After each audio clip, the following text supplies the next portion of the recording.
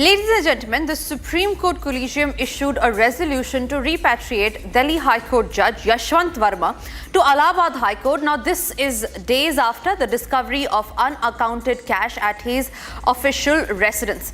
The money was discovered after a fire broke out at Justice Varma's official residence on Tughlak Road at around 11:35 p.m. on March 14th.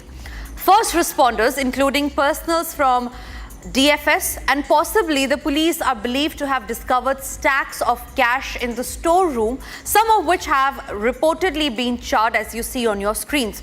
Now, the Supreme Court Collegium has decided to repatriate Delhi High Court Justice Yashwant Varma back to his parent court, that is the Allahabad High Court. Interestingly, the decision was taken by Collegium after holding two meetings, one on March 20 and the other on March 24. Meanwhile, it is the Allahabad High Court Bar Association which has also passed a resolution to impeach Justice Yashwant Varma. Joining me on the broadcast is S.S. Narula. He is the president of Punjab High Court Bar Association.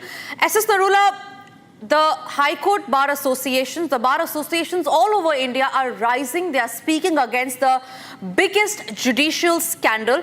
The Allahabad High Court has taken a resolution. They passed, in fact, a resolution to impeach Justice Yashwant Varma, calling it not safe for the democracy if he still stays in his firm.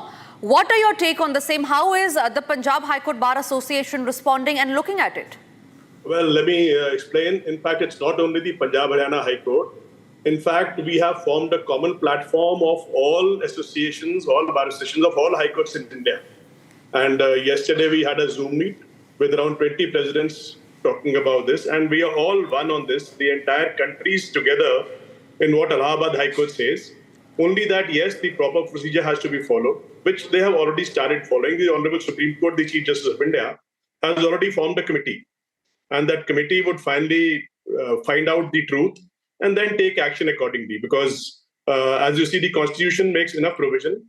And under Section 217, Article 217 of the Constitution of India, he can be impeached definitely. But for that, an inquiry has to be conducted first under the Judges Inquiry Act, which is in place today.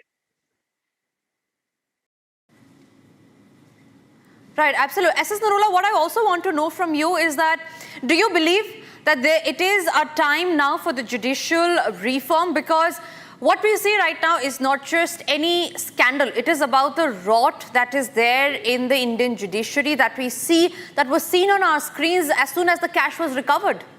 I would not paint everybody black in the same brush. So yes, this particular act does pull us down and does create suspicion against the entire institution. It's not just one judge, we all together in that. So I would what I think is that, yes, this needs to be probed. And if there is something wrong in it, we must look into it. And in fact, what we are contemplating at the all India level is to have transparency all over the place. And yes, judicial responsibility must be looked into, and nobody should be allowed to go above the law, even if they are looking after the law. Just S.S. Narula, thank you very much for speaking to Republic. Appreciate your views on that. We move on.